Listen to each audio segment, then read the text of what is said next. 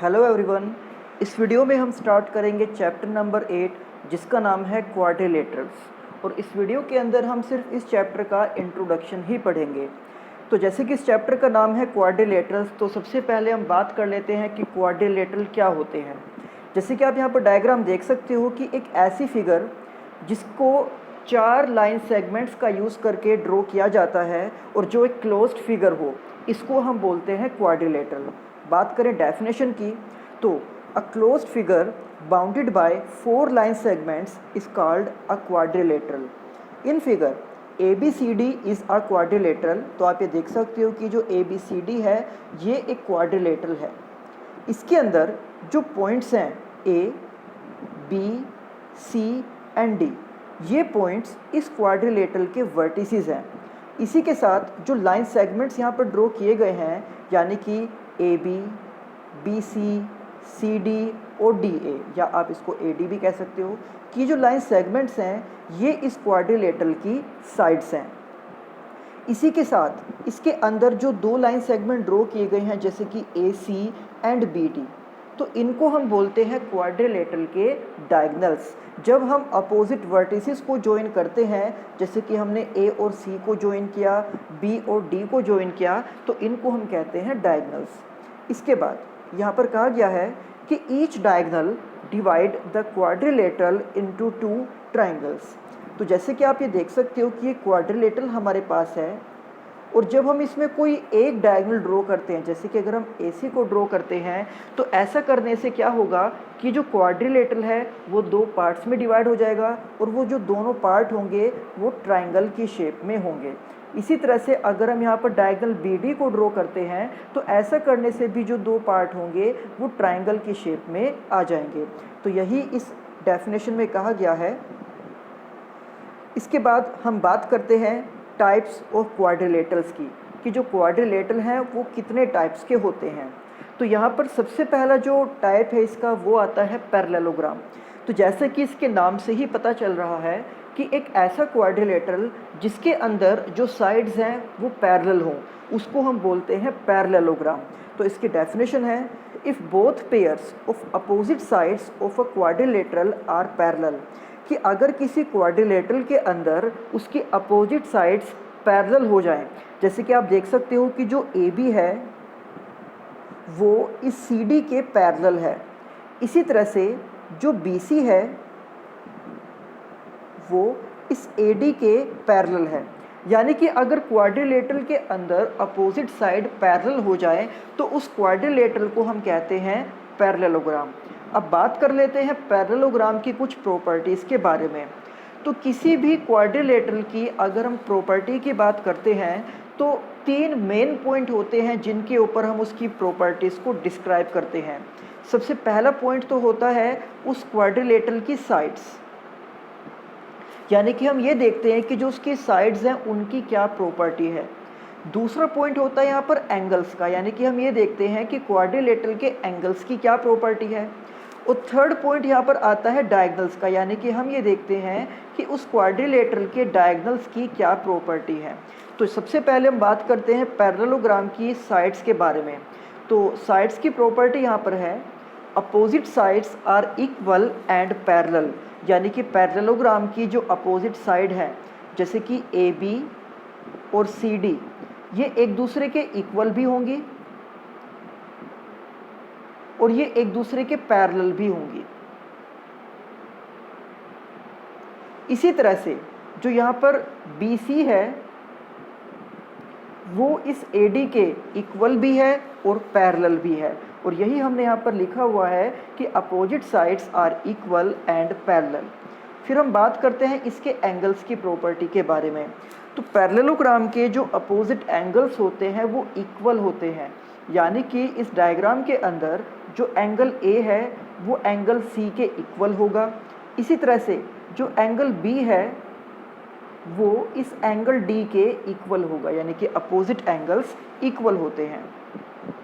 फिर बात करते हैं इसकी डायगोनल की प्रॉपर्टी के बारे में।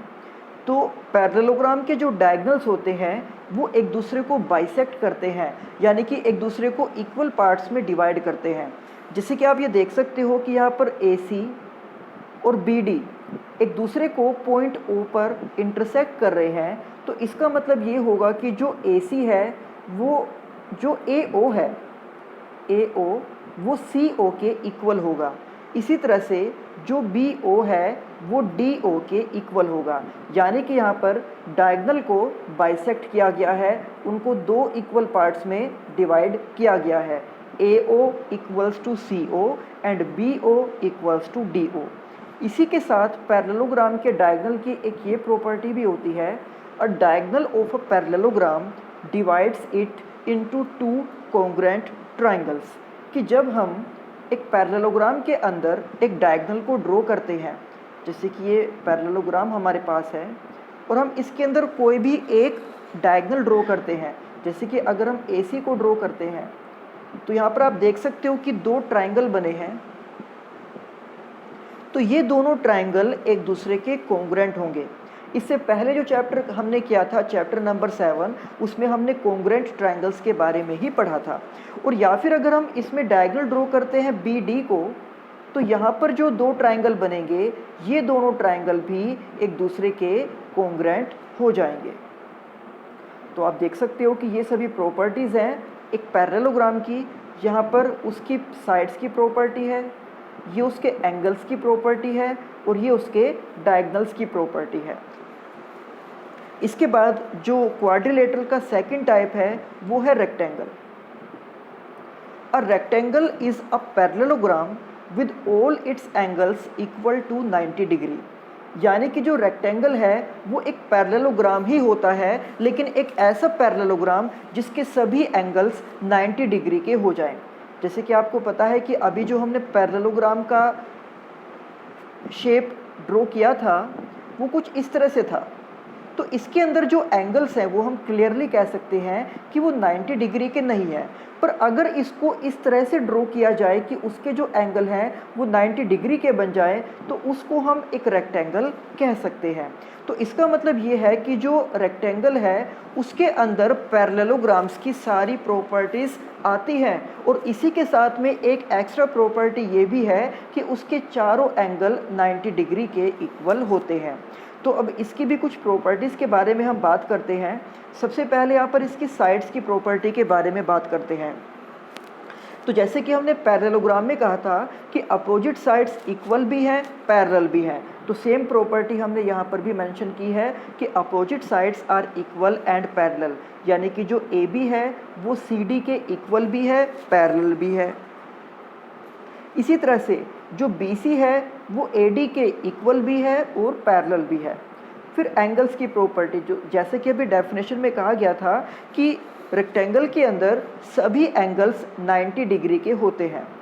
पैरेललोग्राम के अंदर हमने पढ़ा था कि उसके सिर्फ अपोजिट एंगल इक्वल होते हैं, लेकिन रेक्टेंगल के अंदर चारों ही एंगल इक्वल होंगे और चारों एंगल का जो मेजरमेंट है वो 90 डिग्री के इक्वल होगा। इसके बाद हम बात करते हैं डायगोनल की प्रॉपर्टी की। Diagonals are equal and bisect each other. तो जब हमने पैरेललोग्राम को ड्रॉ किया था तो हम वहाँ पर ये देख सकते हैं कि उसका एक डायगोनल बड़ा था और एक डायगोनल छोटा था, लेकिन रेक्टेंगल के अंदर दोनों ही डायगोनल एक दूसरे के इक्वल होंगे और ये दोनों एक दूसरे को बाइसेक्ट भी करेंगे। यानी कि AO CO के इक्वल होगा और जो BO है वो DO के इक्वल होगा। और इसी के साथ जो प्रॉपर्टी है कि किसी भी पैरेललोग्राम का जो डायगोनल है वो उसको दो कॉन्ग्रुएंट ट्रायंगल्स में डिवाइड करता है, तो वही सेम प्रॉपर्टी यहाँ रेक्टेंगल में भी अप्लाई होती है कि अगर हम कोई एक डायगोनल ड्रॉ करते हैं तो इस तरह से जो दो ट्रायंगल्स बनेंगे वो दोनों एक दूसरे के कॉन्ग्रुएंट हो जाएंगे। तो आप ये देख सकते हो कि ये जो सभी प्रॉपर्टीज़ हैं ये हमने रेक्टेंगल की प्रॉपर्टीज़ लिखी हुई हैं। इसके बाद हम बात करते हैं स्क्वायर की प्रॉपर्टीज़ की। तो square, a square is a rectangle with all sides equal. तो अभी हमने बात की थी कि एक पैरेललोग्राम, अगर एक पैरेललोग्राम को इस तरह से ड्रॉ किया जाए कि उसके चारों एंगल 90 डिग्री के इक्वल हो जाए तो वही पैरेललोग्राम एक रेक्टेंगल बन जाता है। लेकिन इसके अंदर आप जैसे कि देख सकते हो कि चारों साइड्स इक्वल नहीं हैं, इसमें केवल इसके अपोजिट साइड्स ही इक्वल हैं। तो अगर एक रेक्टेंगल को इस तरह से ड्रॉ कर दिया जाए कि उसकी चारों ही साइड्स इक्वल हो जाएं, तो वही रेक्टेंगल एक स्क्वायर बन जाएगा। तो इसका मतलब ये है कि स्क्वायर के अंदर रेक्टेंगल की भी प्रॉपर्टीज़ होंगी और पैरेललोग्राम की भी प्रॉपर्टीज़ होंगी। तो यहाँ पर हमने स्क्वायर को ड्रॉ किया हुआ है और इसकी जो चारों साइड्स हैं वो एक दूसरे के इक्वल हैं। तो इसलिए जब हम इसकी प्रॉपर्टीज़ को लिखेंगे तो साइड्स की प्रॉपर्टी ये है कि ऑल साइड्स आर इक्वल। इसके बाद जो एंगल्स की प्रॉपर्टी है, तो आप देख सकते हो कि जो चारों एंगल हैं वो रेक्टेंगल की तरह से ही चारों एंगल यहाँ पर भी 90 डिग्री के इक्वल ही होंगे कि all angles are equal to 90 degree. इसके बाद जो डायगोनल की प्रॉपर्टी है, तो स्क्वायर के दोनों डायगोनल एक दूसरे के इक्वल होंगे, यानी कि जो AC है वो BD के इक्वल होगा और ये डायगोनल एक दूसरे को बाइसेक्ट करेंगे, यानी कि AO CO के इक्वल और BO DO के इक्वल। और इसी तरह से एक और प्रॉपर्टी यहाँ पर कही गई है डायगोनल के बारे में ही, आप ये देख सकते हो कि diagonals are equal and bisect each other at 90 degree, कि जो दोनों डायगोनल इसके होते हैं वो दोनों डायगोनल एक दूसरे के इक्वल होते हैं, एक दूसरे को बाइसेक्ट करते हैं, और जब ये दोनों एक दूसरे को इंटरसेक्ट करते हैं तो इनके बीच में एंगल बनता है 90 डिग्री का। तो इस तरह से ये एंगल भी 90 डिग्री का होगा, ये एंगल भी 90 डिग्री का और ये एंगल भी 90 डिग्री का ही हो जाएगा। तो ये सभी प्रॉपर्टीज़ हैं एक स्क्वायर की। अब हम बात करते हैं रोम्बस की। A rhombus is a parallelogram with all sides equal. तो जैसे कि आपको पता है कि जब हमने पैरेललोग्राम का डायग्राम ड्रॉ किया था तो उसके अंदर अपोजिट साइड्स इक्वल थी, यानी कि ये साइड इसके इक्वल और ये साइड इसके इक्वल। तो अगर हम एक पैरेललोग्राम को इस तरह से ड्रॉ कर दें कि उसकी चारों साइड एक दूसरे के इक्वल आ जाए, तो उसको हम कहते हैं कि वो एक रोम्बस होगा। यानी कि रोम्बस के अंदर भी पैरेललोग्राम की सारी प्रॉपर्टीज़ होंगी। तो डेफिनेशन की अगर हम बात करें, a rhombus is a parallelogram with all sides equal, यानी कि इसकी जो चारों साइड्स हैं वो एक दूसरे के इक्वल होंगी। और यही पहला पॉइंट हमने इसकी प्रॉपर्टी में भी लिखा है कि ऑल साइड्स आर इक्वल। इसके बाद जो इसके एंगल होते हैं, तो जैसे कि पैरेललोग्राम में हमने कहा था कि जो उसके अपोजिट एंगल हैं वो एक दूसरे के इक्वल होंगे, यानी कि A इक्वल होगा C के और जो एंगल B है वो इक्वल होगा एंगल D के। और पैरेललोग्राम की तरह से ही यहाँ पर भी इसका एक डायगोनल बड़ा है और एक डायगोनल छोटा है, जबकि स्क्वायर में और रेक्टेंगल के अंदर जो उनके डायगोनल्स हैं वो इक्वल होते हैं और इसके जो डायगोनल हैं वो एक दूसरे को बाइसेक्ट करते हैं, यानी कि AO CO के इक्वल और BO DO के इक्वल। और बाइसेक्ट करने के साथ साथ वो एक दूसरे के साथ जो एंगल बनाते हैं वो एंगल बनाते हैं 90 डिग्री का, यानी कि इस तरह से यहाँ पर जो एंगल बनेगा वो 90 डिग्री का एंगल हो जाएगा। तो ये सभी प्रॉपर्टीज़ हैं रोम्बस की। इसके बाद हम बात करते हैं ट्रेपेजियम की।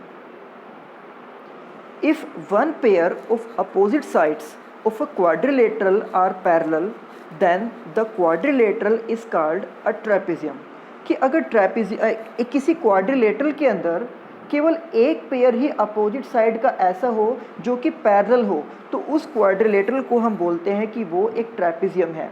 आप यहाँ पर डायग्राम में देख सकते हो कि जो 3 फिगर हमने यहाँ पर ड्रॉ की हैं ये सभी के सभी ट्रेपेजियम हैं,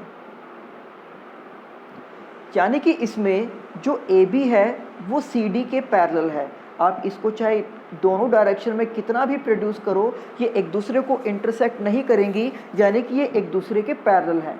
लेकिन जो इसकी ये वाली साइड्स हैं AD एंड BC, अगर आप इनको ऊपर की ओर प्रोड्यूस करोगे तो ये एक दूसरे को इंटरसेक्ट कर जाएंगी, यानी कि ये एक दूसरे के पैरेलल नहीं है। तो इसका मतलब है कि ट्रेपेजियम के अंदर केवल एक ही पेयर होता है, यानी कि केवल 2 ही साइड्स ऐसी होती हैं जो एक दूसरे के पैरेलल हो, और एक पेयर ऐसा होगा यानी कि 2 साइड्स ऐसी होंगी जो एक दूसरे के पैरेलल नहीं होती हैं।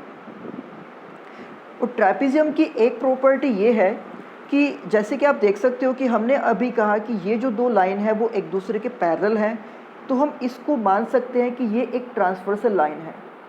और चैप्टर 6 में मैंने आपको बताया था कि जब दो पैरेलल लाइंस को एक ट्रांसवर्सल लाइन इंटरसेक्ट करती है तो उस ट्रांसवर्सल के एक ही साइड में जो इंटीरियर एंगल बनते हैं उन एंगल्स का सम होता है 180 डिग्री का। तो इस प्रॉपर्टी को हम यहाँ पर ट्रेपेजियम के अंदर यूज़ कर सकते हैं। तो हम ये कहेंगे कि एंगल ए और एंगल डी इनका सम 180 डिग्री है।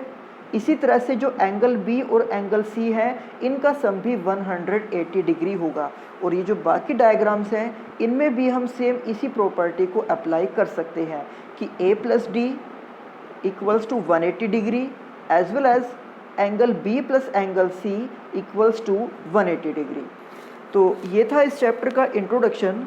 और जितने भी क्वाड्रिलेटरल्स मैंने आपको इस वीडियो में बताए हैं उन सभी की प्रॉपर्टीज़ को आपको अच्छे से याद करना होगा, क्योंकि तभी आपको ये चैप्टर नंबर 8 समझ आएगा।